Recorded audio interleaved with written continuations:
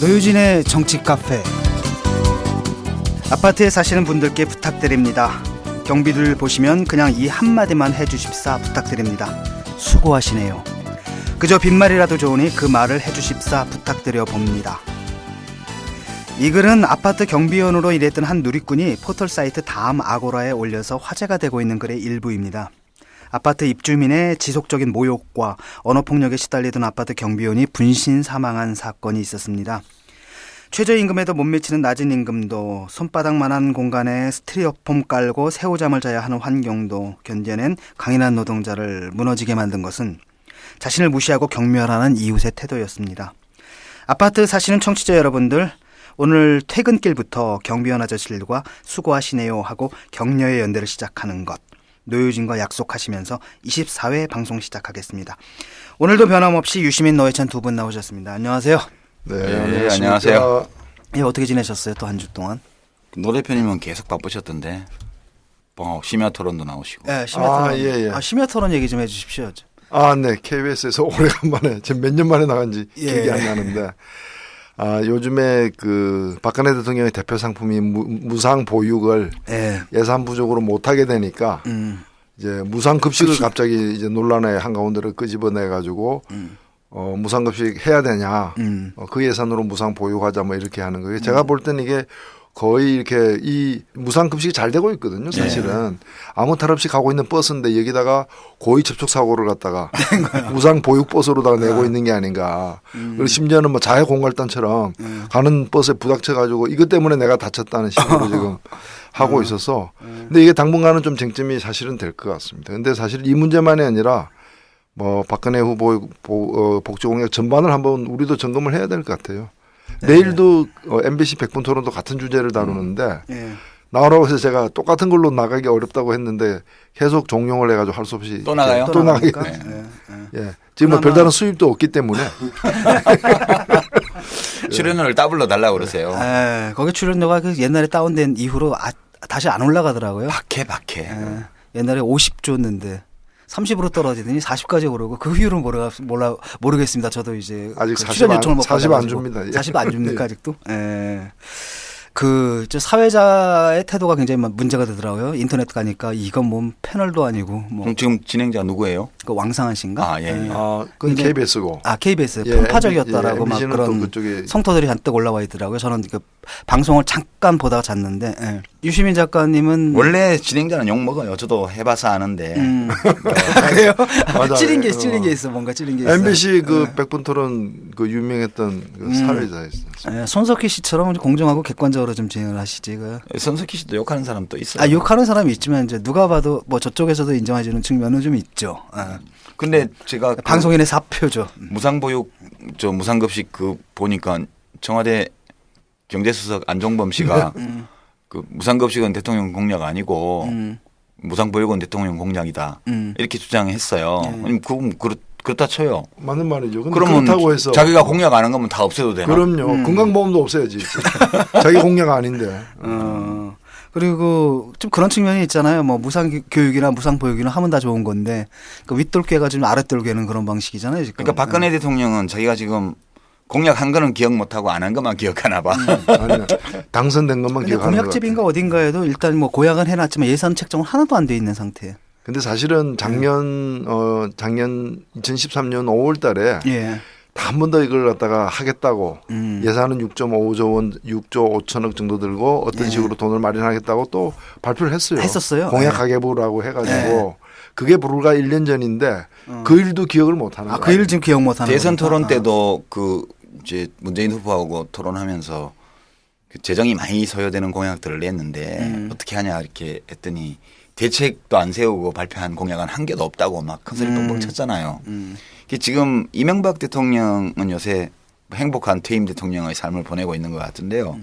그 양반은 이제 알고 사기를 쳤어요. 이건 내가 사기치는 거야. 딱 확실하게 파악을 하고 사기를 쳤는데 박근혜 대통령은 자기가 사기를 치는지 안 치는지 모르는 것 같아요. 미필적 고의에 의한 사기라고. 아니면 사기를 치는데 그렇게 주장을 하고 있고 그것이 사기 힘을 스스로 알지를 못하는 인지를 못하는 인지적 재앙이죠 이게 지금. 그러니까 그러고 이제 무상보육이 공약이다 그랬으면 무상보육의 그 돈을 넣어야 될 거 아니에요. 넣어야 되는데 지금 무슨 그건 4조 원 뭐 이렇게 넘게 들어가는 거 아니겠어요? 네. 4조 5천억 가까이. 근데 그러면 국고에서 부담을 하든 지방비에서 하든 국가가 해야 되는 거고 국고에서 일정 부분 하고 뭐 이제 지방자치단체나 교육청이 또 해야 되면 지방자치단체나 교육청의 세입이 또 중앙정부의 의사결정에 의해서 다 되는 거 아니겠어요? 그렇죠. 지방재정교부금, 지방교육재정교부금 세제를 손대지 않는 한은 그럼 대책을 세워줘야 돼요. 근데 하나도 대책을 안 세우고 내 공약인데 니들이 돈 내서 해라. 지금 그렇게 하는 거 아니겠어요? 예. 그리고 이제 막 따지니까 법에는 지방교육재정교부금을 하기로 돼 있다. 그러니까 법대로 하자. 왜 법을 안 지키냐 이러는 거예요. 그럼 재정교부금을 그러면- 자기들이 줘야지. 그러면은 그게 법대로 저절로 이루어질 것 같으면 그걸 자기 공약도 아니잖아. 본인이 공약 안 해도 될 거를 공약했다는 얘기밖에 더 되겠어요. 아니 공약은 내가 하는데 이행은 네가 해 그거지. 그렇지. 이제 노회찬 대표님께 제가 좋은 선물을 사드리겠습니다. 지불은 아마 유시민 씨가 막 그런 거라는 이런 거죠. 거죠 지금. 예. 그런데 이제 내가 지불을 안 하면 니 왜 지불 안 해 이러면서 또 그렇죠. 야단쳐. 그렇죠. 내 공약 사항인데. 세상 편하게 사네. 예. 그러니까 알고는 못 하는 거야. 이거는 뭐 인지를 못하기 때문에 사기를 치는 거지. 네. 우리가 인간성에 대한 최선의 신뢰가 있다면 이걸 알고 사기치는 것이다. 그다 이렇게 얘기하면 그건 인간에 대한 모욕이 될 수 있어요. 그 단계 하여튼 우리가 가기 힘든 단계죠. 인지 부조화 단계라고. 예. 보통 사람은 도달하기 어려운 수준이야. 그게. 예. 유 작가님은 뭐 가을 낚시를 좀 가셨다고? 예. 저기 목포에 강령 간 김에 예. 근처에서 좀 잠깐 담궜는데 호응이 좀 있었습니까? 돌도 안 된 애기 붕어들이 호응을 엄청 해줘가지고 그거는 즉각 방생을 해야 돼요. 그거 잡아가면 미성년자 약취 유인. 예. 내수면 관리를 틈틈이 하시는. 그리고 이제 신해철 씨 이따 타임라인 다룰 텐데 예. 우리가 2주 전에 방송을 할 때 그는 의료사고 개연성이 상당히 높다 이렇게 말씀드리고 나서 주변에서 사람들이 걱정을 많이 해줬었어요. 그 어떡하려고 그런 말 함부로 하냐고. 나중에 명예훼손으로 걸면 어떡하려고 그러냐고. 더 이상 이야기하지 말라고. 그런 얘기를 참 많이 들었는데 요새는 며칠 전부터는 그거 어떻게 그렇게 생각을 했냐고 좀 많이 그러더라고요. 사건 수사 의뢰 같은 건 안 들어옵니까? 그건 안 그러는데. 근데 그게 국가소수 발표가 좀 하루 늦게 나거나 우리가 방송이 하루 좀 일찍 나갔으면 임팩트가 컸을 텐데. 좀 거의 비슷한 내용으로 예, 나왔죠. 거의 그 부감 결과 보는 순간에 이거 우리가 국가수가 노유진을 상당히 의식하고 있어요.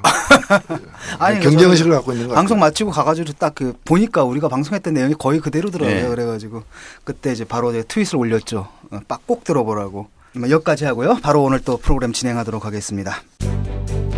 안녕하십니까. 정의당 원내대표 심상정입니다.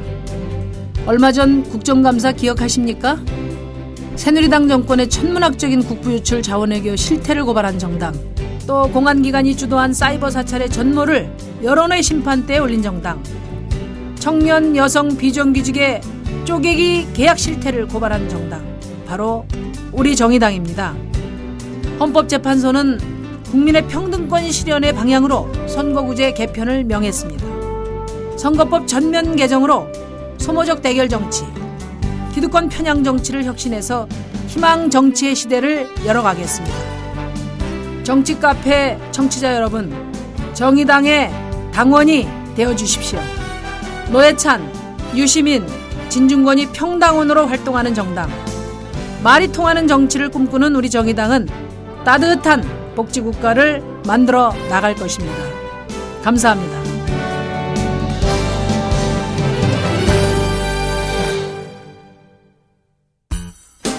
유시민의 타임라인. 유시민의 타임라인입니다. 오늘 두 꼭지를 준비했는데요. 이 둘 모두가 지난번 우리 정치 카페에서 다루었던 이슈를 뒤를 좀 따라가 본 건데요. 첫 번째는 가수 신해철 씨의 의료사고 사망과 관련된 사항이고요. 두 번째는 이 규제개혁위원회에 대해서 지난번에 단통법 다루면서 여기가 초법적인 기구라고 말씀을 드렸는데 오늘 한겨레신문에서 아주 오랜만에 보는 이 탐사 취재, 탐사 저널리즘 보도가 있었습니다. 그걸 좀 소개해 드릴까 합니다. 먼저 신해철 씨 관련 소식을 좀 말씀드리면 우리가 11월 3일 날 지난번 방송 녹음하던 시간이 국가수 부검이 이루어지고 있던 같은 시간이었고 그날 오후에 국가수의 부검 결과 발표가 있었고 우리 노유진의 정치 카페가 업로드되었습니다.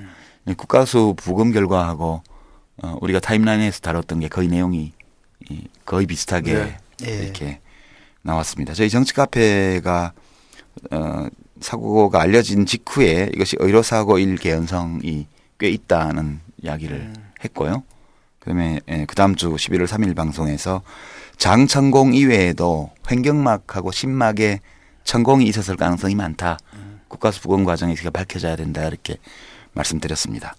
그리고 국가수 부검 결과 역시 횡격막, 심막 그리고 소장에 다 천공이 있었던 것으로 그리고 국가수의 견해로는 이것이 의인성 천공 그러니까 사람이 손을 대서 천공이 일어났을 가능성이 많은 것으로 발표가 나왔습니다. 그 뒤 일주일 동안 오늘까지 많은 일들이 있었는데요. 우선 그 아산병원에서 직접 발표했던 사인이 있죠.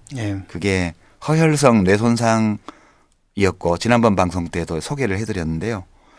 지금 와서 보니까 이것은 아산병원 의사들이 스카이병원을 좀 많이 봐준 발표가 아니었나 동종업계 싶어요. 예.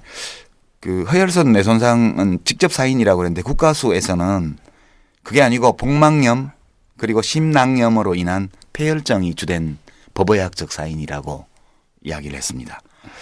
이 관점은 뇌손상은 이 복막염과 심낭염으로 인한 폐혈증의 동반 증상에 불과했다고 보는 관점이고요. 그 결과로서 생긴. 예. 의료사고의 관점에서 보게 되면 의료사고 여부를 중시하는 관점에서 보게 되면 국립과학수사연구소의 발표 내용이 훨씬 더 스카이병원 쪽의 의혹을 짙게 만드는 그런 발표 내용이고 안 봐줬다 그런 느낌이에요. 여기는 국가수는 안 봐주고 제대로 예 제대로 했다는 거죠. 그리고 신해철 씨 장례 절차가 마감이 됐고요. 화장해서 이렇게 장례를 치렀습니다. 가족들만 가까운 지인들만 참여한 가운데 비공개로 했고요. 경찰이 이 아산병원에서 집도하면서 잘라내었던 신해철 씨의 소장 조직에 대해서 추가 분석을 국립과학수사연구소에 요청을 한 상태입니다. 그리고 어제 11월 2일 날 스카이병원 강세훈 원장이 성파경찰서에 출두해서 한 8시간 넘게 조사를 받은 걸로 나오고 아직 조사 내용은 이렇게 자세히 안 나오고 있습니다만 지금 스카이병원 강 원장의 경찰 출두 의견을 보면 그전에는 주로 병원 입장이 간접적으로 변호인을 통해서 나왔지만 책임질 일 한 적 없다는 게 입장이었는데 책임질 일이 있으면 책임지겠다 여기까지 변화가 있습니다. 아직 경과는 좀 더 지켜봐야지만 최종적으로 우리가 판단할 수 있을 텐데요. 몇 가지 쟁점들이 나와 있습니다. 이미 앞으로 이 쟁점들이 어떻게 밝혀지는지 눈여겨볼 필요가 있습니다. 첫째는 심막과 횡격막, 소장 모두에서 천공이 있었고 일부 위에도 천공이 있었다는 이야기가 나오고 있는데요. 이 천공들이 생긴 원인이 무엇인지에 대해서 규명이 있어야 돼요. 예컨대 수술 도구에 의한 천공이면 어떤 질병이나 단순 염증으로 인한 천공과는 모양이 다르니까요. 네.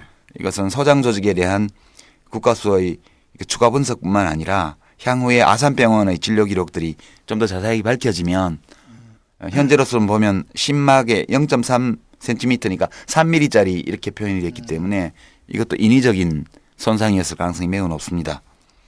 두 번째 쟁점은 환자의 동의 없는 위축소 수술 실행 여부인데요. 스카이병원 최근 입장을 보면 위축소 수술을 한 것이 아니라 위벽 보강 수술을 했다. 여기까지는 인정을 하고 있습니다. 그러나 일부 보도에는 아산병원에서 촬영한 심장 사진에 실밥이 보이고 있는 것들이 있어서 이것이 어떤 수술이든 간에 위 상부 바로 위쪽이 횡격막이고요. 횡격막 바로 위가 심막이거든요. 그래서 이것도 뭐 개연성으로 보면 위를 어떻게 하다가 그 처음에 우리가 이거 다룰 때 무슨 수술을 했는지 모르겠다 불명확하다 말씀드렸는데 아직도 불명확하지만 위의 윗부분을 처치하다가 횡격막하고 심막을 손상했을 가능성이 지금 상당히 있어 보입니다. 네, 참고로 신해철 씨가 도대체 의사가 내 몸에 무슨 일을 했는 거냐라고 하지 않았습니까? 그게 이제 요 수술과 관련된 그렇죠. 것 같습니다. 네. 아직도 무슨 수술이었는지는 확실히 밝혀지지 않고 있습니다. 세 번째 쟁점은 심정지가 온 직후 응급조치의 적절성, 유효성 여부인데요. 이게 심장 제세동기라고 일단 심장이 멈추면 전기 충격을 줘서 뛰게 하는 게 있고요. 투입하는 약물이 있는데 이게 학계에서는 벌써 3, 4년 전부터 바뀌었는데 옛날식으로 핸드다가 심장 제세동기의 전원 연결이 안 돼 있어서 충전이 안 돼 있었고 따라서 응급조치를 할 때 시간이 많이 지체됐다는 의혹. 이게 이제 세 번째 쟁점으로 있습니다. 네 번째는 향후에 이제 의사들 국가수 분석 그다음에 그 국립과학수사연구소의 이 부검 결과 그리고 아산병원의 진료 기록, 스카이병원의 진료 기록 등등을 다 종합해서 감정을 해야만 돼요. 누가 이게 의료 사고인지 아닌지 등등에 대해서 종합적으로. 절차가 어떻게 됩니까? 예, 이것은 이제 의사협회 쪽에서 감정 요청이 오면 공정하게 이렇게 감정하겠다는 입장 발표를 했는데요. 지금 일각에서는 거기다만 할 게 아니고 의료분쟁조정중재원에다가 감정 요청을 해야 된다는 견해들이 나오고 있습니다. 지난번 우리가 이 문제 다루면서 의료사고 구제법이 없다 이렇게 말씀드렸는데 이제 확실한 건 없지만 이게 중재를 위한 의료사고가 났을 때 소송에 가지 않고 중재할 수 있는 제도는 2012년도에 법이 만들어져서 시행 중에 있습니다. 이 법에 따라서 그러니까 이게 의료사고 피해 구제 및 의료분쟁 조정 등에 관한 법률이라고 해서 2011년에 만들어져서 2012년도부터 시행이 됐습니다. 그러면 그 중재원에서도 감정을 하기도 합니까? 예, 그렇습니다. 이 조정중재원의 업무가요. 의료분쟁 조정중재 및 상담, 그다음에 두 번째가 의료사고 감정, 이제 세 번째가 필요한 경우 손해배상금을 대부해 주는 거, 네 번째가 의료분쟁과 관련된 제도정책 연구 이런 것들인데요. 우리 청취자들 중에서도 그 소송에 가기 전에 먼저 해볼 수 있는 게 이 조정중재원에 이제 조정중재 신청을 해보는 겁니다. 여기는 감정을 할 때 그냥 의사들만 하는 게 아니고요. 의사, 그다음에 의료전문 변호사, 현직검사, 그다음에 소비자단체, 환자단체의 소비자권익위원 네. 이 사람들이 모여서 검증하는 방식으로 하기 때문에 훨씬 이제 의사협회만 하는 것보다는 객관적일 수 있죠. 예, 환자 입장을 좀 더 고려할 수 있는 그런 감정 주체가 될 수 있겠습니다. 이게 의료분쟁 조정중재원인데요. 홈페이지 검색해 보시면 기관에 대한 자세한 안내가 나와 있습니다. 참고하시고요. 그래서 나중에 국립과학수사연구소가 상당히 명료하게 그 부검 결과를 일단 발표를 하는 상황이고 의인성이라고 이렇게 표현한 것은 그 전문가로서 그냥 객관적으로 있는 그대로 얘기한 것이고 의료 사고였다는 얘기죠 한마디로 그냥. 예, 의인성이라 하면 수술 도구로 건드려서 이제 천공이 났다는 뜻이거든요. 그래서 최초의 장천공. 그러니까 그 의인성 할 때 의자가 예. 그 병원이라는 뜻이더구만요. 의료기관에서 예. 인은 사람 인자가 아니고 그것이 예. 원인이 원인인자예요. 예. 병원이니까 치료 과정이 원인이 됐다 그 예. 얘기죠. 수술 도구에 의해서 천공이 생겼을 가능성이 매우 높고요. 최초의 장천공도 이 복막염으로 번져나간 그리고 복막염이 심막 훼손 때문에 심낭염으로 옮겨갔고 심정지가 그렇게 온 거거든요. 그리고 폐혈증은 그 세균이 혈액을 타고 온몸으로 퍼진 상태였고 그 뇌손상은 단순한 허혈성이 아니고 폐혈증과 같이 온 거라고 보는 게 국가수의 분석 결과거든요. 한 가지 예. 그 질문이 있는데요. 그 아산병원에서 국가수 발표에 앞서서 발표를 할 때 그 심막에 대한 손상 여부를 밝힌 바가 없는데 네. 이제 국가수 발표에서 보면은 장천공이 하나 있었고 다만 그거는 잘라졌기 때문에 예. 가져와서 다시 조사해봐야 한다. 예, 그건 지금 추가 경찰의 그렇죠. 추가 분석 요청 예, 들어간 또 하나의 대목입니다. 천공은 심막에서 발견됐다고 얘기했는데 그러면 국가수가 발견했다는 그 심막의 천공이 아산병원 발표 때는 왜 등장하지 않았는지. 그러니까요. 아산병원 의사들이 스카이병원을 좀 봐줬다는 그런 느낌이에요, 이게. 그러니까 그 심막 절개술을 하고 응급 배액술을 하고 세척술을 실시했다고 그 결과에 나오는데 그러기 위해서는 심막을 이제 절개를 했죠. 그 절개한 자국 말고 3mm짜리 심막 천공이 더 있는 거예요. 국가수에서 그걸 얘기를 한 거고요. 그렇죠. 네. 근데 그 스카이병원이 어찌 보면은 제가 보기에도 우리가 뭐 어느 정도 이해할 수 있지만 동정의계라는 이유로다가 그렇게 그 아산병원에서 발표를 할 때는 그 먼저 치료했던 병원 스카이병원에 대한 가혹한 공격적인 발표를 안 한 것 같은데. 안 했죠. 일부러. 예. 근데 그 아산병원의 그 발표와 국고서 발표가 있게 되니까 오히려 스카이병원에서 심막은 아산병원 결과에도 나오듯이 없다. 따라서 심막 그 네. 손상은 아산병원에서 생긴 거 아니냐라고 책임을 회피한 엄청난 건데 또 공격을 문제는 한것 이거란 같은데. 말이죠. 그러니까 심정지를 일으킨 원인이 바로 그걸 텐데 심낭염일 텐데 그건 이미 어디서 발생했냐면 스카이병원에 있을 때 발생한 거거든요. 그렇죠. 이 사람들 말에 따르면은 심정지가 왜 왔는지 설명해야 되는데 그 설명들이 스카이병원의 그 주장에는 없는 거죠. 그러니까 이 그렇죠. 사람들 결국 그냥 그 말도 안 되는 소리를 지금 책임 떠넘기를 그러니까 하고 있는 거라고 할 수 있죠. 스카이병원에서 의뢰한 담당 변호사가 언론에 그렇게 얘기했는데요. 이 변호사가 의료에 대해서 뭘 아는 분인지 전혀 모르는 분인지 좀 의심이 가요. 거의 그 상식적으로 말이 안 되는 예. 얘기를 하고 있는 거죠. 그 주장대로 하면은 네. 사망을 갖다가 아산병원 와서 해야 되는 그렇죠. 그렇죠. 거죠. 그 주장대로 예, 하면은. 그러면 이제 심정지가 거기서 왔어야 되는 거죠. 그게 좀 문제가 심각한 게 이렇게 하니까 아산병원에서 화가 난 거죠. 사실 객관적으로 보면 아산병원은 스카이병원을 많이 봐준 거예요. 왜냐하면 이건 나중에 환자하고 당사자들이 밝힐 일이고 자기들이 한 처치만 얘기를 한 거란 말이에요. 근데 스카이병원 변호사가 그 문제가 심하게 전공이 있었으면 아산병원에서 한 거지라고 말하는 순간 아산병원 의사들은 격분할 수밖에 없죠. 그래서 그 뒤 며칠간 아산병원 쪽의 진료 자료들이 언론에 많이 공개가 되는 양상으로 그렇게 예, 제가 빈소 갔을 때만 해도 전날이었거든요. 근데 그때 분위기는 어땠냐면 이건 일반 경우랑 달라서 왜냐하면 스카이병원하고 좀 아산병원하고 나눠져 있잖아요. 이들의 이해관계가 다르기 때문에 서로 뭐 침묵의 카르텔을 맺기가 어려울 것이다. 그다음에 진료 기록이 있기 때문에 굳이 부검을 하지 않아도 된다.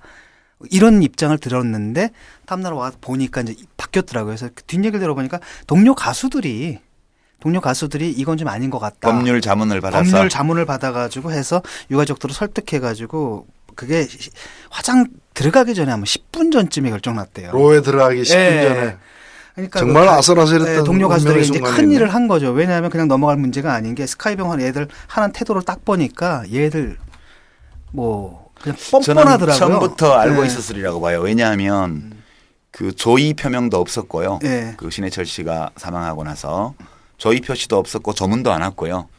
아산병원에 이제 며칠간 그 혼 상태에 있을 때 그때도 가족들을 만나서 사과를 하거나 유감 표명을 하거나 이런 게 전혀 없었어요. 네. 이 이야기는 어떤 얘기냐면 의료 소송에 대비해서 이미 그거 있는 거죠. 어떠한 도덕적 책임도 인정하지 않는 것이 소송에 유리하다는 입장을 처음부터 갖고 있었던 것으로 추정할 수 있습니다. 이제 그런 마당에 부검하지 않고 그대로 화장을 했더라면 이 소송은 굉장히 어려워진 소송. 그러네요. 예, 될 수밖에 없었어요. 그 동료들이 큰 역할을 그러니까 이 하셨네요. 사람들은 아마 이제 그 딱 그 운구가 화장장에 도착했을 때 아마 만세를 불렀을 거라고. 예. 그런데 이제 다시 돌아가는 순간에 하늘이 무너졌겠죠. 그거야 뭐 이제 우리 추정할 수 있죠. 추정할 수 있는데 여하튼 이 부검을 한 것은 매우 현명한 결정이었다 예, 저도 그렇게 이렇게 생각해요. 보이고요. 국립과학수사연구소라는 국가기관의 감정이 들어와 있는 거기 때문에 이제 이 대목은 훨씬 도움이 될 거라고 봅니다. 마지막 5번째 쟁점은요. 형법상 업무상 과실치사가 인정될 경우 스카이병원 의료진은 어떤 처벌을 받게 되는가? 벌금이잖아요, 그냥 벌금. 아니요, 이건 이제 이게 운전하고 비슷해요. 이게 뭐 하여튼 술 먹고 수술을 했다든가 하여튼 중대 과실이 있지 않는 한은 그냥 좀 운전 부주의라든가 과실치사로 이제 보통 그래서 과실치사기 때문에 이게 사람을 해칠 어떤 동기가 없잖아요. 병원에서 자기 환자를 일부러 해칠 동기는 없기 때문에 이제 과실로 보는 거거든요. 고의성이 전혀 없는 과실 이렇게 보는 거라서 되게 이 과실치사로 형사처벌을 받게 해도 그 자체가 이제 큰 이 중한 어떤 처벌로 가기는 어렵고요. 다만 유가족들이 민사소송을 진행할 때 이 형사소송에서의 어떤 사법부의 판단 이런 것들이 민사에 영향을 미치기 때문에 이 형사소송은 같이 진행하는 것이 합당하다 그렇게 봐져요. 앞으로 어떻게 이게 될지가. 근데 예를 들어 가지고 그 위 축소 수술 같은 것들은 사실 전혀 상관없는 수술을 한 거잖아요. 그렇죠. 복통과는 무관한. 이런 거라면 상당히 뭐랄까 벌금보다 좀 센 형을 받을 수도 있지 않을까 싶기도 한데. 근데 최초의 그 복통이요. 그 신해철 씨가 스카이병원을 가기 전에 분당에 있는 이제 큰 병원을 갔잖아요. 저는 이게 아마 서울대병원이 아니었을까 짐작을 하는데 최초의 그 복통이 있어서 갔을 때 그 복통의 원인이 무엇이었는지에 대해서 또 지금 이야기가 좀 있습니다. 이게 스카이병원 처음 도착해서 찍은 위CT, 이 위하고 위장 CT 사진이 있는데요. 거기에 스카이병원 주장으로는 이제 가벼운 장유착이 있어서 유착 박리술을 했다는 거 아니에요? 네. 근데 소장 천공도 이때 생겼을 가능성이 있는 거죠. 네. 근데 이 유착 박리술조차도 네. 어떤 의료인들 경우에는 그 사진을 보고 나서 이 정도의 증상이면 우리 병원 같으면 곧바로 수술을 하는 것이 아니라 입원시켜 놓고 관찰한다. 관찰을. 다른 방식으로 치료하면서 굳이 수술까지 필요했느냐에 대해서 의문을 제기한 상황이고요. 네, 그렇습니다. 그 문제의 병원 이 병원 스카이병원에서 유사한 그 이 위수술로 이렇게 사망한 사례가 몇 건 또 있더라고요. 네, 지금 뭐 의료 분쟁이 진행 중이고요. 한 건은 뭐 조금 병원 쪽의 과실이 인정되는 분위기, 한 건은 뭐 혐의 증명을 못한 거죠. 이게 피해자가 과실을 입증해야 되기 때문에요. 이제 그런 문제고 여전히 우리나라 법 체계는 이 복잡한 의료사고 전문 지식이 없이는 알 수 없는 의료사고가 났을 때 의료사고로 추정되는 또는 의심되는 사고가 났을 때 피해자가 구제받기가 몹시 어려운 환경임에는 변함이 없는 상황. 네. 지금 어떻습니까? 신해철법이 정말 빠르게 만들어져야 되겠습니다. 예, 국회 쪽에서 지금 논의가 좀 되고 있는 것으로 그렇게 알려지고 있습니다. 다시 한번 말씀드리지만 우리가 이 3주 연속 신해철 씨 관련 사안을 다루는 것은 우리에게 의미 있었던 사람이 떠나갔을 때 그 애도의 전제가 그분이 떠나간 원인을 정확히 아는 것이어야 한다. 있을 수밖에 없다. 이런 입장에서 지난번 2차례 다뤘고요. 이번에 아마 이제 더 다룰 일은 없겠죠. 이런 정도에서 정치 카페에서 그리고 뭐 당사자만이 아니라 당사자만이 어찌 보면 아니라 누구나 다 신해철이 될 수 그렇죠. 있잖아요. 그렇죠. 왜냐하면 이제 그나마 신해철 씨니까 이 정도 일이 벌어지는 거죠. 일반 시민들 같은 경우는 그냥 꼼짝없이 당하는 거죠. 조용히 직설을 그냥 못하고. 넘어갈. 네. 참고로 거죠. 김현정인가요? 그 의사신데 그분이 쓴 책 중에 의사는 수술받지 않는다라는 책이 있습니다. 그 이제 의료 소비자로서 자신이 어떤 질병이나 이상 증상을 느꼈을 때 수술이라는 문제에 대해서 우리가 어떻게 봐야 될지에 대해서는 일반 교양서로서 굉장히 괜찮은 책이니까 그 현명하게 살기 위해서 한번 참고해 보시기 바랍니다.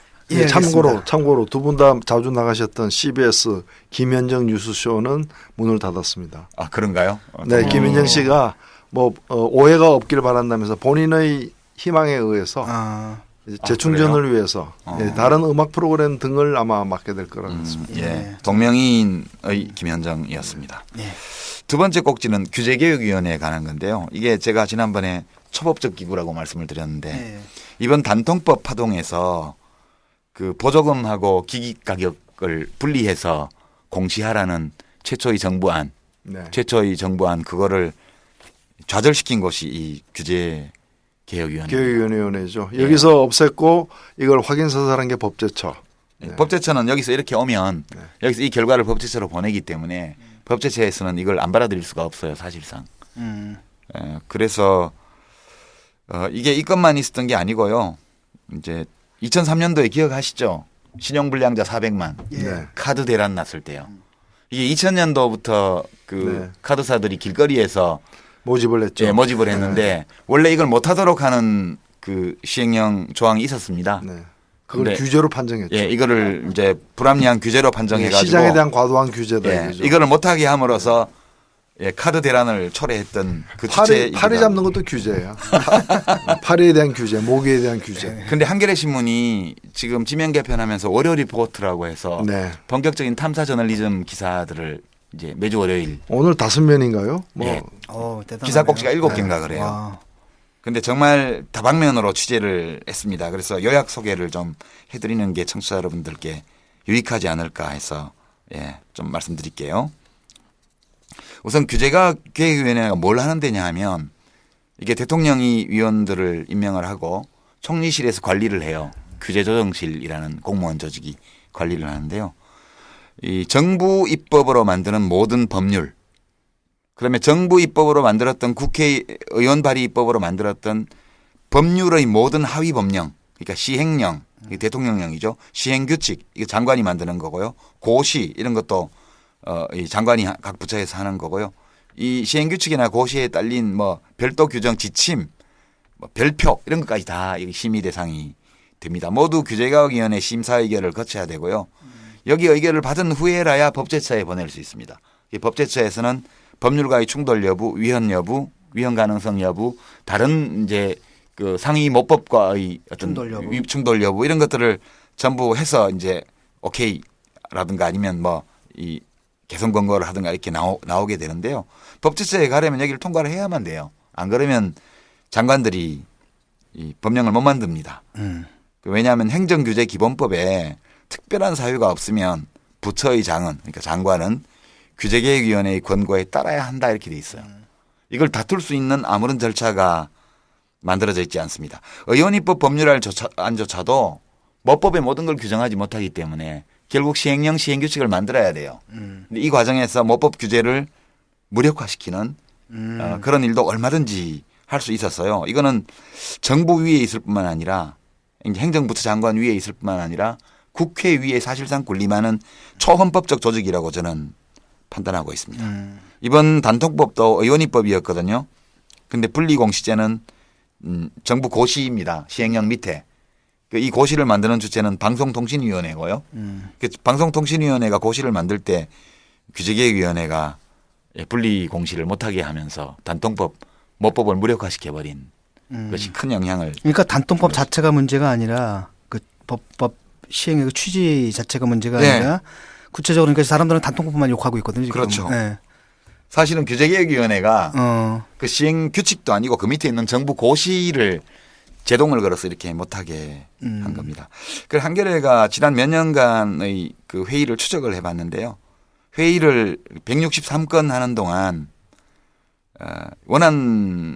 지난해 원안 동의해 준 게 62건 38%밖에 안 되고요. 58.2%인 95건에 대해서 개선 권고를 했고요.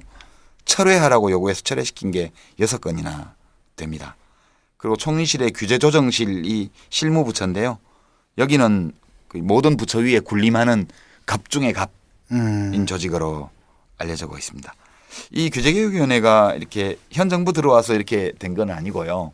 만들어진 거는 이제 IMF 직후인 1998년도입니다만 그 전에 이제 그 김영삼 정부, 노태우 정부 때부터 이제 행정규제완화위원회라든가 행정쇄신위원회 이런 게 있었고 이것을 모태로 해서 IMF 이후에 곧바로 이제 과도한 규제, 경직된 노동시장 이런 것들이 또 과다한 정부 지출 이런 것들이 이제 IMF 위기를 불렀다는 오진에 의거해서 IMF가 요구를 해서 이걸 받아들여서 이걸 만들게 된 거죠. 신자유주의 사조의 결정판이라고 말할 수 있고요.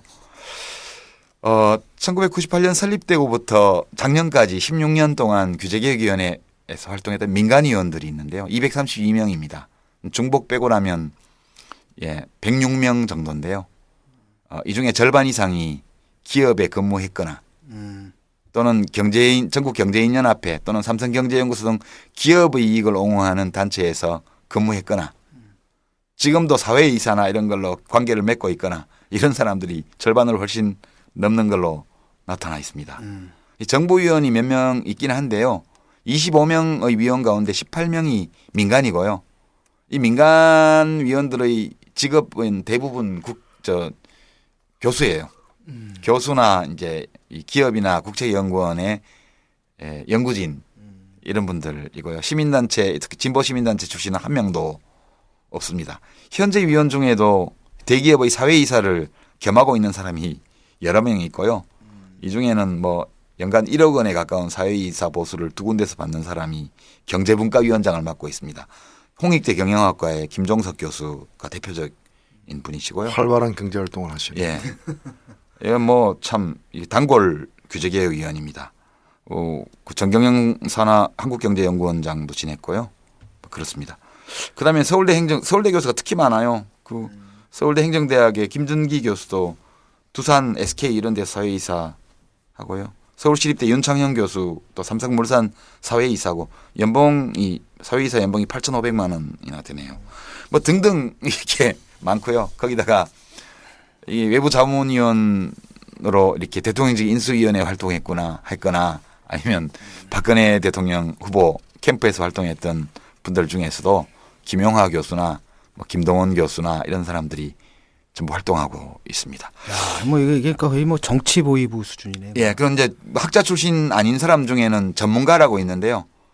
변호사들이 많은데 대부분 또 김현장 법률사무소 소속이고요. 정부위원은 예, 국무총리, 부총리, 국무조정실장 이렇게 해서 7명의 저 당연직 정부위원이 있습니다만 되게 민간위원은 다 비상근이고요. 놀라운 것은 지금까지 회의록을 한 번도 제대로 작성하거나 공개한 적이 없다는 문제입니다.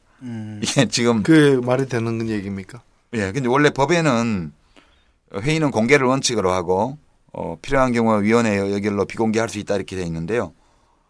회의 자체가 공개 안 돼요. 그 정부 입장은 지금 이 규제조정실의 공무원 말은 그런 법률 조항이 있는 줄 몰랐는데 그랬다가 나중에 결과를 공개한다는 거다. 이게 웃기는 얘기죠. 회의를 공개한다는 거는 회의의 바른 내용을 회의록을 실시간 공개하거나 최소한 회의록을 자세히 작성해서 추후 공개한다는 뜻이잖아요. 그리고 이 그 기구의 어떤 그 권한이나 결정 내용을 보면은 이거는 어떤 과정에서 이 결론에 이르는지까지도 다 기록에 남겨야 되는 사안들이잖아요. 이 단순 자문이 아니잖아. 예. 바른 내용도 하나도 기록이 안 되고요. 거의 결과만 요약해서 기록 유지를 하고 있습니다. 지난번 단통법 심사를 한 9월 24일 회의도요. 정말 관심이 집중됐거든요. 업계의 관심이. 삼성항공만 반대하고 SK님원이 다른 그렇죠. 다 이통업체들은 다 찬성했거든요. 그렇죠. 근데 삼성 편을 들어서 지금 이 분리공시를 막아버린 게 이 회의인데 이 회의도 회의록이 없습니다. 작성이 안 됐어요. 그래서 이 전체적으로 보면 규제개혁위원회의 가장 큰 문제는 권한과 책임의 불일치예요. 권한은 막강한데 책임은 아무것도 안 하나도 줘요. 없네. 예. 그리고 의사결정 과정이 투명하게 공개되어 있지도 않아요. 이렇게 외국 사례를 보면 미국이나 영국 이런 나라도 다 신자유주의 세게 했던 나라들이니까 규제총괄기구가 있죠. 네. 있지만 뭐 그 미국의 경우에는 그 규제개혁위원들이 어떤 민원인을 만났는지까지 다 공개한답니다. 그래야 되겠죠. 예. 예. 근데 우리나라는 회의록도 지금 작성을 제대로 안 하고 있거든요. 그래서 대책을 지금 논의하고 있는데 국회 쪽에서 대책이 나와 있고요. 한쪽에는 이것을 그 아무 책임을 안 지기 때문에 권한을 줄여서 자문기구로 국무총리실 자문기구로 하자는 안이 김기식 의원 발의로 지금 나와 있는데요. 새누리당 쪽에서는 지금 반대 방향으로 가고 있습니다. 이 규제개혁위원회의 결정을 따르지 않는 그런 부처에 대해서 감사원에 직무감찰을 하도록 요청하는 예. 완전 합리적 이유 없이 규제개혁위원회의 권고를 일선 부처가 수용 안 한다면 그 배경을 감사원이 조사할 필요가 있다. 이렇게 지금 전체 의원의 서명을 받아서 당론으로 이 개정안을 낼 수 있는 이런 쪽으로 좀 추진하고 있고요. 아 그런 법안이 개정안이 지금 나와 있어요. 예, 지금 준비 중입니다. 새누리당이. 네. 그 당을 좀 감사를 해야 되겠네. 이 당은 감사를 할 수가 없어요. 너무 센 당이라서. 여기까지가 오늘 아침 그 한겨레 신문이 그 단독으로 취재해서 보도한 월요 리포트의 내용입니다. 근데 규제개혁위 같은 경우에 약간 위헌의 소지가 있지 않습니까? 그러면은?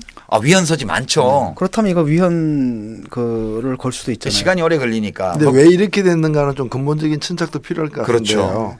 사실은 규제라는 게 그 뭐 행정 편의주의 등으로 인해 가지고 불필요하게 만들어 놓은 비효율적인 그런 장치로서의 규제들도 많습니다. 네, 또 많죠. 그런 것들은 빨리빨리 제거를 해 나가야 되죠. 음. 동시에 규제가 그런 것만 있는 것이 아니라 이 자본주의의 큰 이 시장에서 강자가 약자가 다 있는데 이 약자를 좀 보호하면서 같이 살게 하기 위해서 강자에 대한 규제 이런 것들이 또 꽤 많이 존재를 하는데 이것이 경제가 어렵다 기업이 어렵다는 이유로다가 푸는 규제들을 보면 되게 강자에 대한 규제예요. 사실 자본주의 역사도 어찌 보면 자본에 대한 규제의 역사라고도 볼 수 있는데 그러면 강자에 대한 규제를 풀면 그만큼 약자가 힘들어지는데 그러면 그 풀 때 이로 인해서 약자가 얼만큼 힘들어질지 이런 걸 신중히 이렇게 재어가면서 따져가면서 불끈 풀어야 되는데 그런 거 없이 하다 보니까 특히 이런 데는 이 규제가 풀어짐으로써 더 편해지는 강자들이 이 규제위원회 바깥에서 규제개혁위원회 바깥에서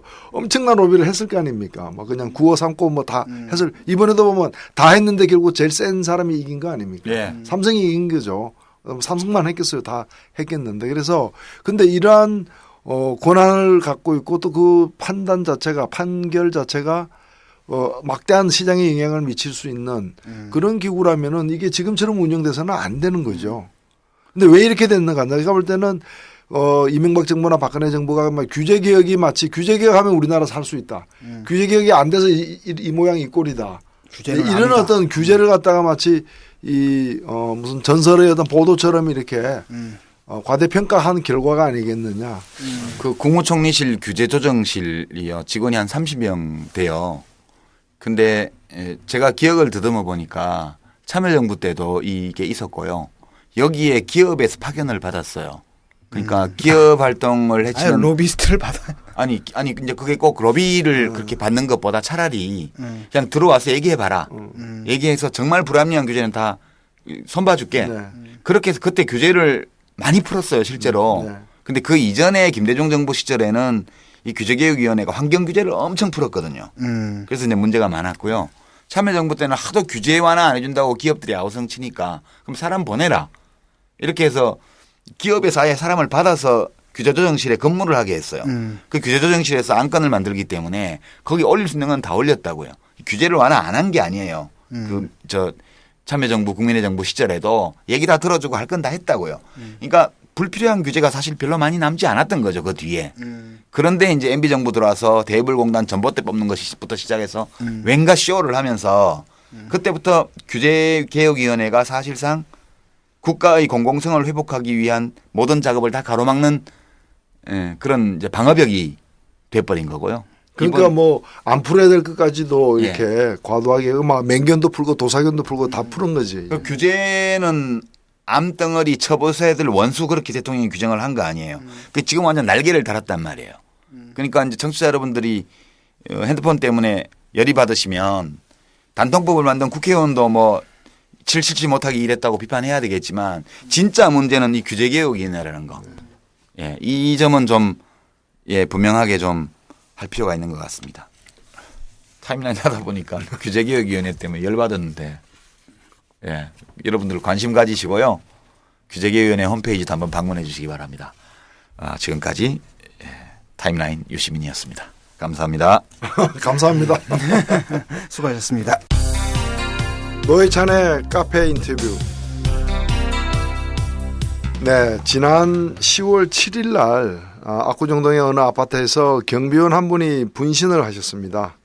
많은 분들이 그 분신의 그 배경, 그 사정에 대해서 굉장히 놀랐고요. 걱정도 많이 하셨는데, 그래서 들리는 얘기가 치료비가 뭐 1억 뭐 몇천만 원까지 되고 있는데 사태는 전혀 해결되지 않은 상태여서 그 경비원 아저씨의 가족분을 우리가 좀 모셔다가 인터뷰를 이 카페 인터뷰에서 해볼까 이렇게 했습니다. 그래서 그걸 타진하고 있던 중에 바로 그 다음 날, 즉 며칠 전이죠. 11월 7일 날 그분이 돌아가셨습니다. 돌아가신 분신 경비원, 돌아가신 후에야 우리는 그분의 이름을 알게 되었습니다. 고 이만수 씨.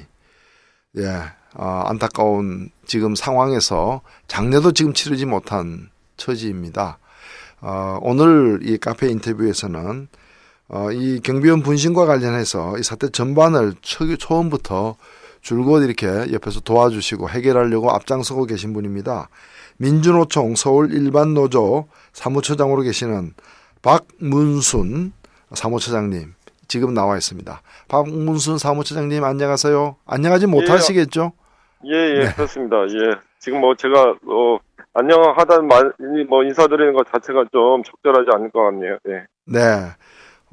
지금 11월 7일 날 돌아가셨고 지금 며칠 지났는데 지금 혹시 뭐 장례식 같은 게 예정이 되어 있나요? 날짜가 잡혔나요? 지금 정확하게는 이제 미정인 상태입니다. 그 회사를 만나서 이 문제 어떻게 해결을 할 건지 적어도 가해자의 사과는 받아야지만 영혼이라도 좀 그나마 좀 마음 편히 좀 보낼 수 있고 그 응어리진 것들을 그나마 좀 덜어드리는 거라서 이 문제 어떻게 해결할 거냐라는 논의를 계속 지금 하고 있습니다. 이 회사라고 하면 이제 고 이만수 씨가 고용되어 있던 예. 회사 이 그렇습니다. 경비원들이 다 고용되어 있던 회사를 말씀하시는 거고 예, 그렇습니다. 회사에서는 지금 뭐 대책이 있습니까? 내놓은 해결책이 있습니까? 회사에서는 일단은 저희가 뭐 한 5가지 정도의 요구가 있습니다. 근데 그중에서 가장 중점이고 가장 최우선으로 두고 있는 게 그 가해자의 사과거든요. 네. 예, 근데 대화 주체가 사실은 뭐 한계가 있습니다. 대화 주체가 뭐 가족에 대해서 무슨 강제할 수 있는 그러니까 가해자에 대해서 강제할 수 있는 수단이나 뭐 방법이 없는 그냥 의린 용역 회사잖아요. 예. 예, 그리고 또 두 번째도 입주자 대표의 사과를 요구하고 있는데, 그것 또한 사실은, 갑을 대표하는 그 회장한테, 뭐, 이렇게 저렇게 강제할 수 있는 사실 수단이나 방법이 용역회사한테 없습니다. 그러니까 네. 경비원 아저씨가 피고용인이고 고용한 고용주인 회사 예. 두 사람 관계는 각과 의뢰 관계겠지만 회사조차도 다시 이렇게 우리 주민들에 의해서 용역을 받은 처지여서 주민들이 갑이고 회사는 을인데 예. 지금 일단 가해자라고 말씀하셨는데 예. 실제 이 분신까지 이르는 어떤 과정에서 이미 보도된 바와 같이 그 입주민 특정한 입주민으로부터 이렇게 모욕적인 언사를 지속적으로 받아왔고 그날도 그것이 계기가 되어서 사망까지 이르게 된 것은 확인된 겁니까?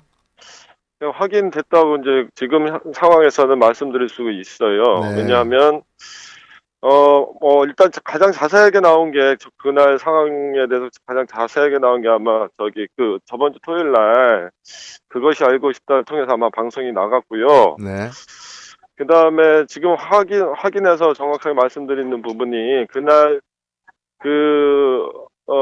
고인이 열사님이 이제 치료받던 도중에 그러니까 잠깐 동안 이제 말씀을 하실 수 있는 그런 때가 있었습니다. 네, 분신 이후에 중태인 상태에서 입원 치료하다가 중간에 잠깐 의식이 이렇게 돌아와서 대화를 나눈 적이 있다 이 말씀이죠. 예, 그렇습니다. 그래서 그날 어떤 일이 있었냐에 대해서 사실은 그때 이제 말을 제대로 잘 할 수 있는 상태는 아니어서 모든 것들을 다 들을 수는 없었고요. 네. 네, 핵심적인 거 본인이 이제 마음에 응어리는 것만 이제 단편적으로 이제 얘기할 수 있는 그런 상황이었고요. 네네. 모든 정황을 다 구체적으로 듣지 못했는데, 하여튼 그날 병신 같은 놈이라는 말을 들었다. 병신 같은 놈. 그렇습니다. 그래서 예. 그거에 이제 격분해서 그게 이제 직접적인 계기가 된 것 같고요. 그것 때문에 이제 격분을 해서 신나를 찾아가지고 라이터도 좀 빌린 거거든요. 준비된 상황이 사실은 아니었습니다.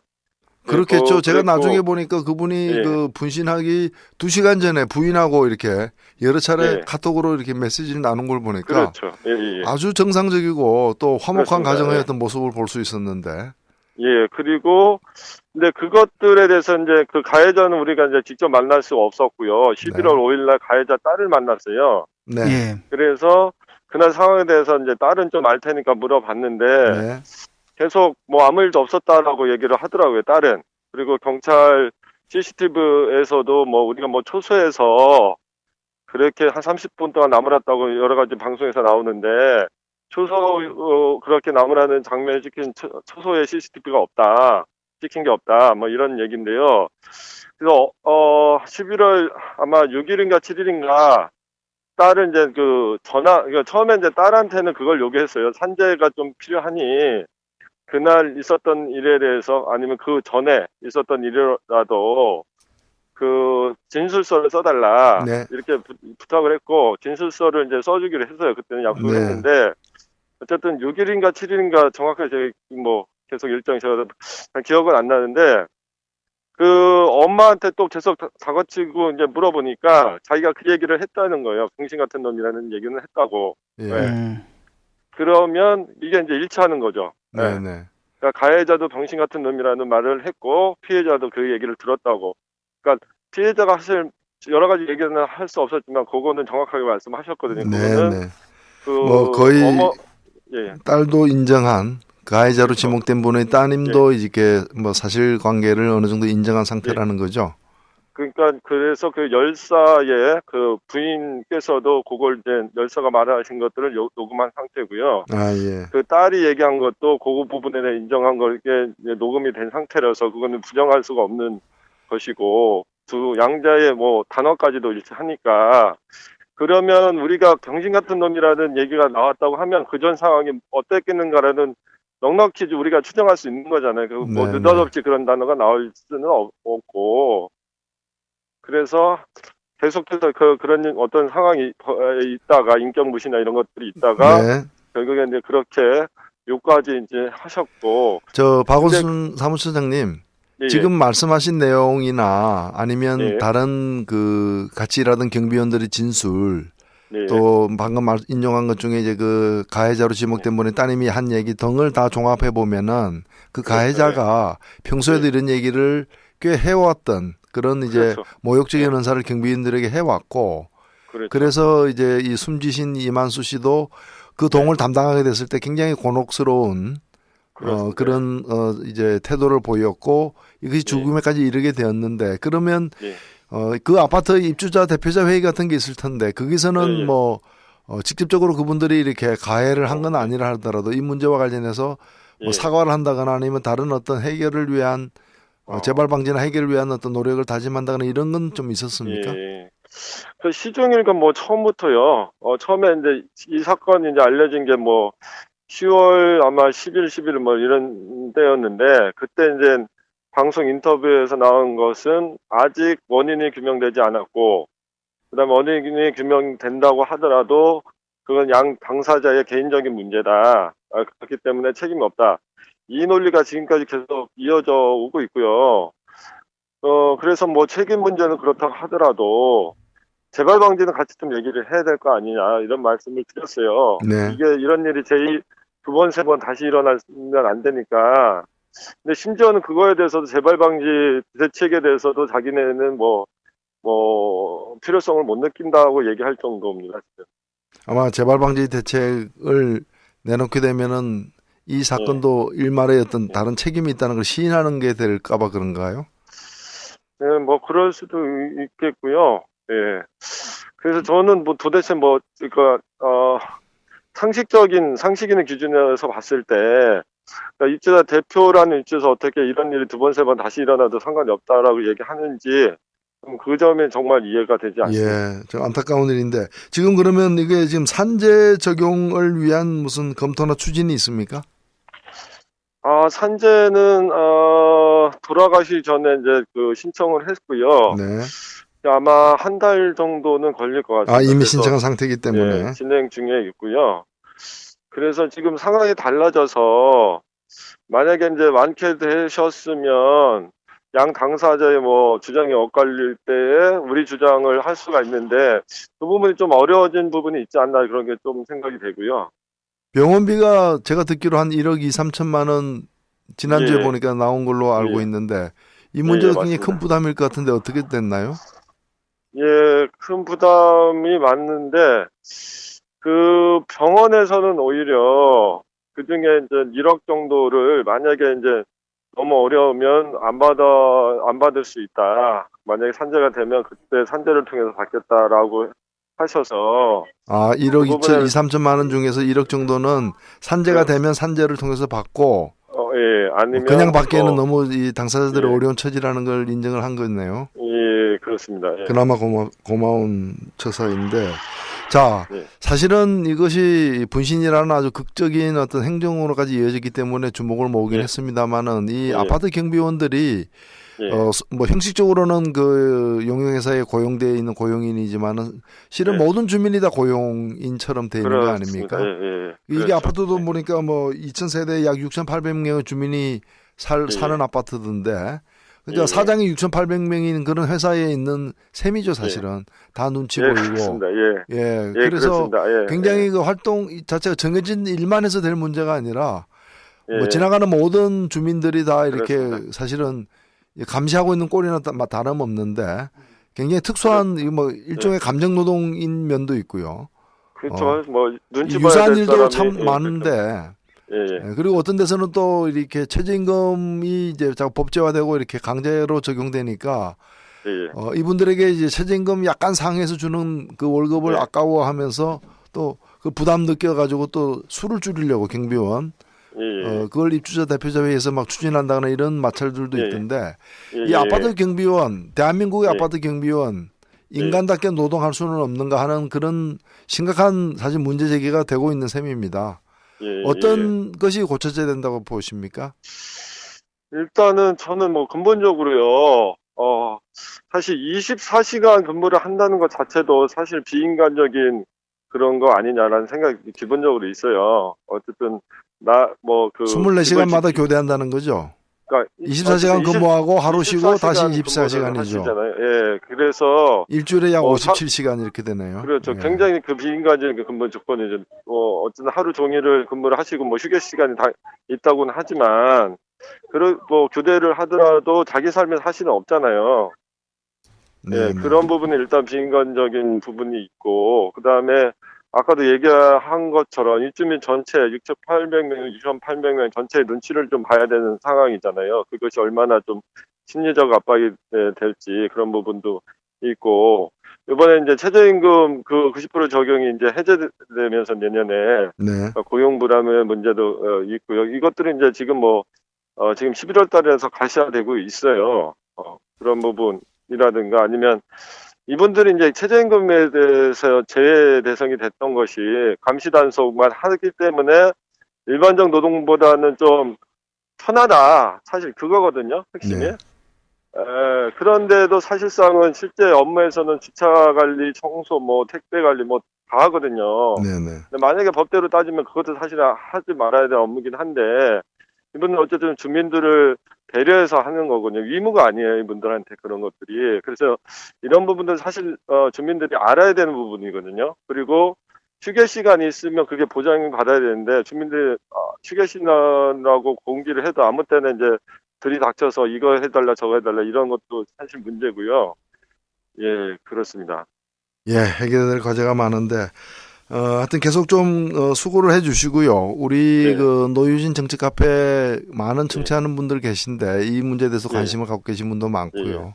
예, 우리 청취자분들에게 좀 당부드리고 싶은 또 혹은 예. 부탁하고 예. 싶은 내용이 있으면 말씀을 좀 해주시죠. 그래서 노동조합도 굉장히 이제 그 가족의 생계는 어떻게 할 거냐 이 부분에서 고민이 많습니다. 그래서 일단 노동조합에서 최대한 뭐 성금이라든가 이제 모금을 하고 있는데 어쨌든 대부분이 어쨌든 그 아파트 입주민이 많이 청취자들 중에 계실 건데요.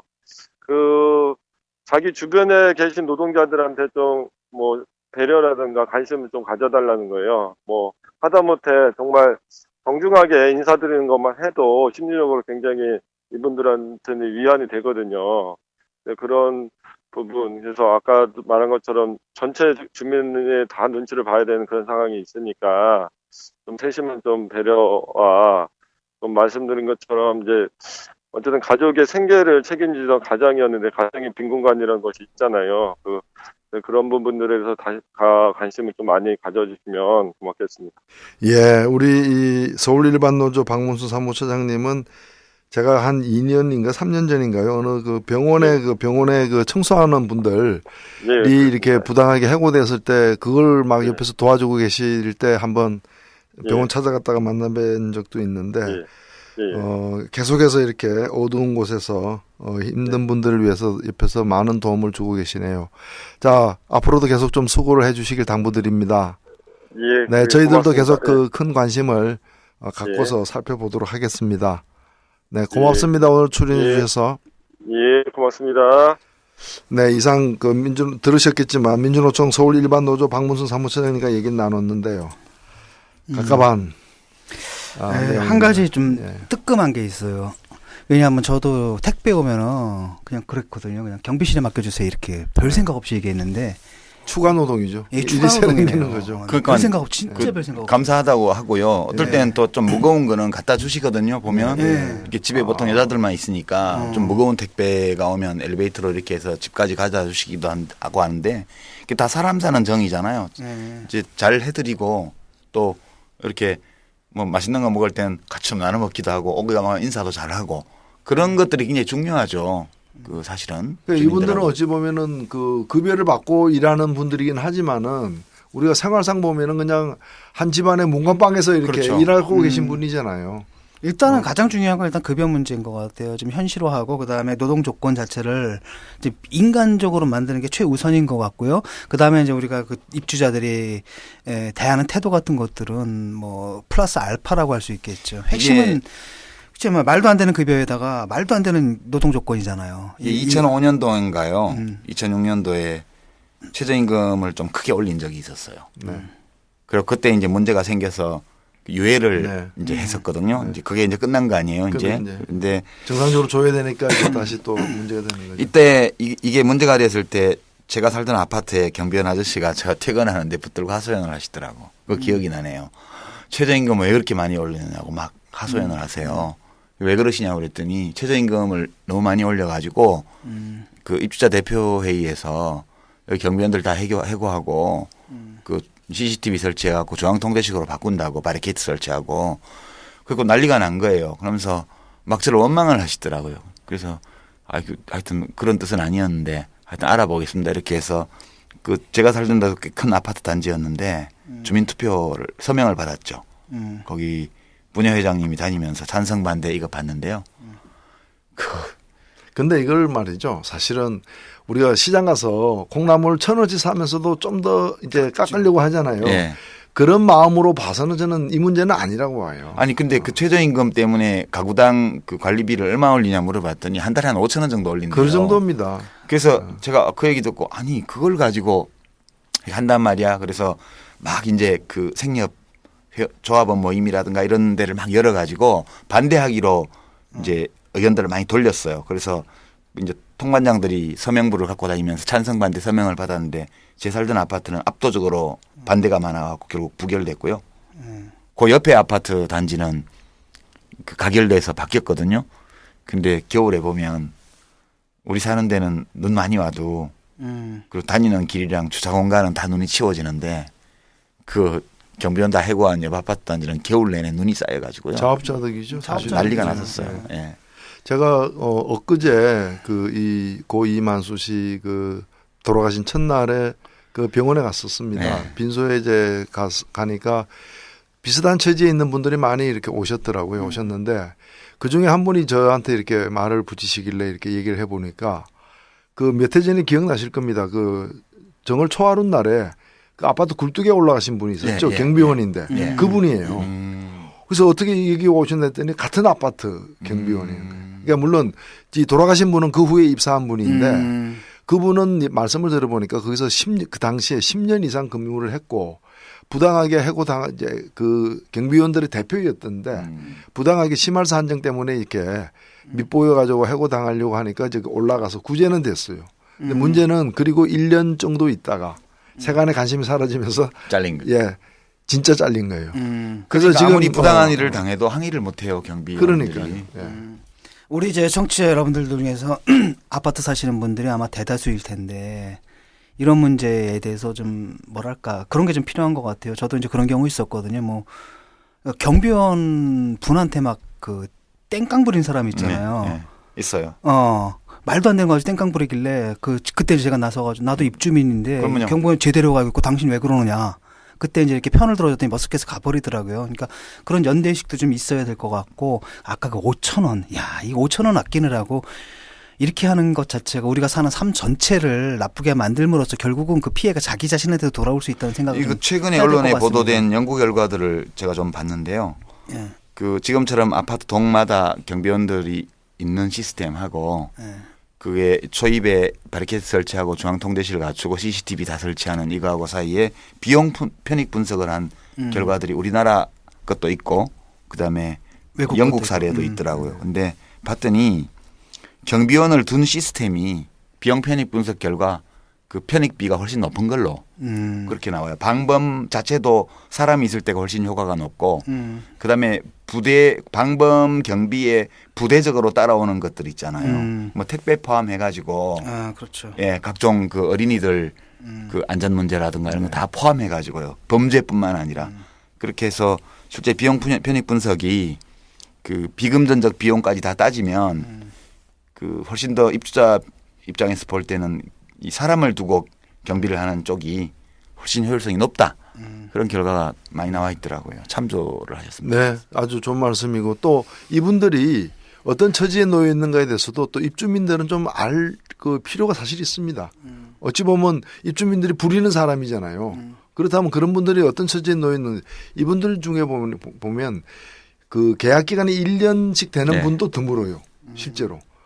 1년밖에 안 되는 비정규직이라는 뜻이 아니라 보통 3개월 혹은 네. 6개월 단위로 이렇게 재계약을. 네, 재계약을 해가지고 언제든지 조금이라도 주민들이 뭐 그 불평이 있거나 또는 어떤 문제가 좀 있다고 보여지면 바로 바꿀 수 있도록 네. 해놨다라는 거죠. 그 이분 아까 그 굴뚝에 올라갔던 분 말씀이 그 주민들도 그 자가 소유가 있고 전세 네. 주민들도 있는데 전세도 계약이 2년 3년 아니냐. 근데 우리 계약은 2달 3달이다. 그 어려움을 말씀하시던데 이런 데 대해서도 좀 관심을 많이 가져주시기를 바랍니다. 예. 한 식구라고 생각을 해야죠. 예. 예. 예, 사회적 연대 의식이라는 게 멀리 있는 게 아니에요. 네. 네. 그래서 우리 스스로도 우리가 또 다른 어떤 경우에는 또 다른 갑이 되어서 갑질을 하고 있지는 않은지 스스로를 돌아볼 필요도 있습니다. 예, 없는 사람들끼리 같이 연대해가지고 싸워야 되는데 그 없는 사람들이 더 없는 사람들을 더 괴롭혀요. 이건 좀 아니죠? 아 근데 여기 이번에 사고 난 아파트 여기는 좀 있는 사람들이죠. 좀 있는 사람들이 이게 뭐 하는 짓이냐고 진짜. 예, 좀 안타깝습니다. 네, 잘 해결되길 바랍니다. 네, 지금까지 카페 인터뷰 노회찬이었습니다.